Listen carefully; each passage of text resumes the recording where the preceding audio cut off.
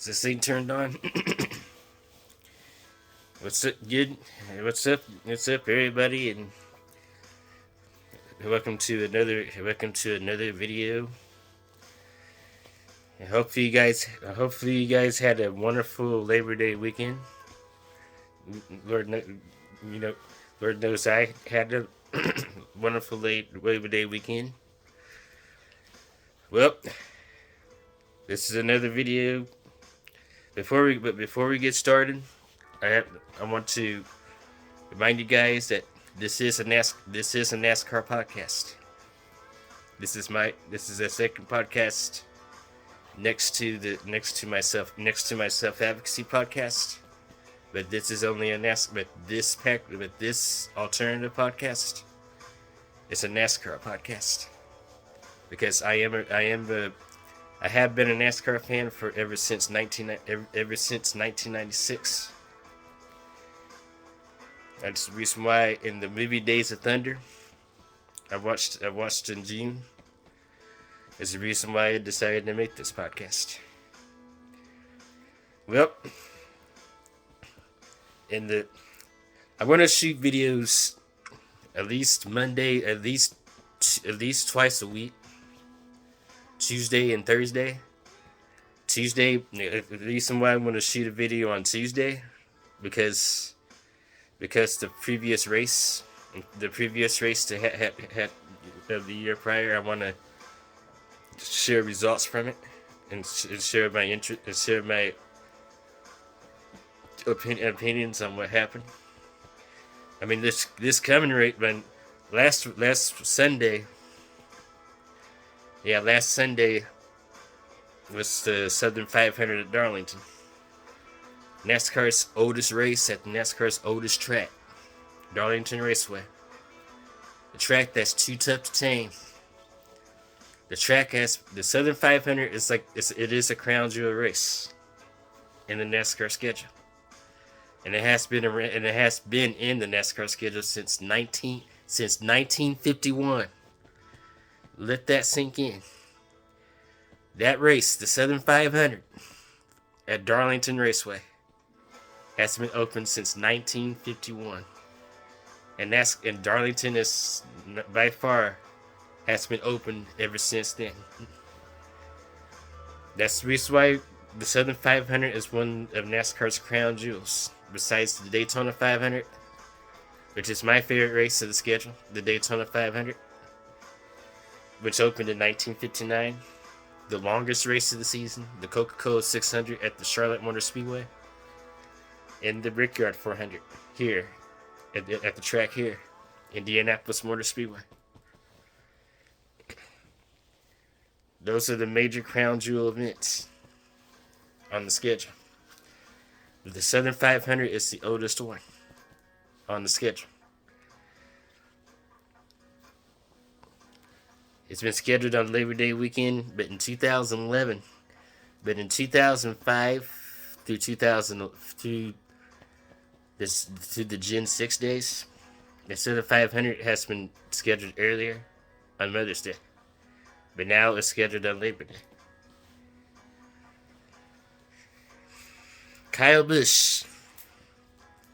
Yeah, Kyle Busch was really close of winning that. Southern 500, and he needed to win in order to qualify for the Sprint Cup Series playoffs. But he was short. It was a good finish though. The next gen car really does race well in 1.5 miles, and Darlington is indeed a 1.5 mile track. Darlington, even though it's considered to be the oldest super speedway in NASCAR history, it is still less than a super speedway. Darlington is only 1.66 miles long, which classifies as the track still being 1.5 miles.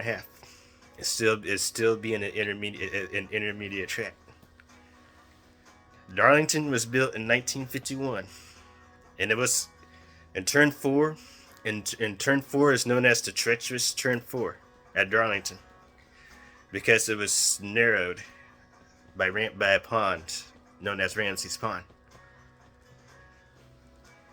NASCAR had the idea to build that track, Darlington Raceway, because they were inspired by the Indy 500, the oldest, the much older race in motorsports history, and the most prestigious race in motorsports history, the Indianapolis 500. Yes, I will shoot on the history. Yes, I will do the complete story of Darlington Raceway, because I feel that that track deserves its own video. As for its track history, as for I will be doing the history of the tracks, of all the tracks, not just Darlington, not just Indianapolis Motor Speedway. I'm going to be doing the history of all the tracks in the sketch on the NASCAR sketch and the NASCAR circuit, from Atlanta Motor Speedway all the way to Watkins Glen International, because all those tracks deserve their own video. Especially the tracks that have especially the tracks that had a lot of history behind it. I really can't wait to do a video on Atlanta Motor Speedway and its history, and I can't wait to do a video on Bristol Motor Speedway and its history, because both of those tracks have went through changes throughout their history, throughout their lifespan. Both Atlanta and Bristol are both SMI tracks, but they do have a lot of history within them. Dover Motor Speedway was owned by Dover International Speedway. The Monster Mile also had history, because back when the track was built, all the way through 2001, the track was known as Dover Downs International Speedway, and the track was first concrete. And for the track, just like Bristol Motor Speedway, was also made of asphalt at first, and then in 1995 it was repaved, and it was repaved and turned into concrete. Dover is known as the Monster Mile, but why is Dover known as the Monster Mile? We'll get to that in a future video as I cover the history of the tracks, history of the tracks from A to Z. But Kyle Busch, 2 weeks in a row, finally redeemed himself after having one of the worst seasons of his career in 2024. Kyle Busch had 2 runner-up finishes in a row. Last week he had a runner-up finish in the Pepsi 400 at Daytona, and this week he had another runner-up finish at Darlington in the Southern 500. And we thought he finally had a chance at the playoffs, but it was cut short. It was cut short with the second place finish in the Southern 500.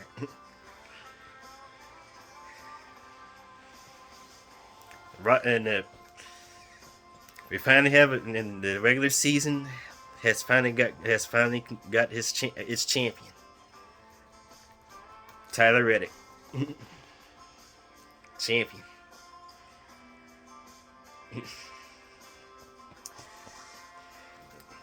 One driver had like a rough night, and one driver, the regular season champion, had a very rough night in the car. He was sick in the car, but he did pull it off. And he won the regular season championship.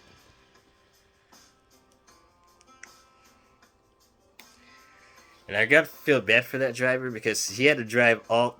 I kind of feel bad for him, the regular season champion, because he had stomach problems. He had stomach problems all race long, and he had to take medicine. All day. All 367 laps of that race at Darlington. And yes, he still managed to finish all 367 laps, all 500 miles of that race.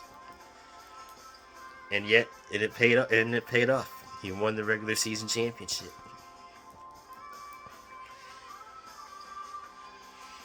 Next week, and this Saturday, this weekend, It's the start of the NASCAR playoffs. 16 drivers. 16 drivers in the NASCAR Sprint Cup Series.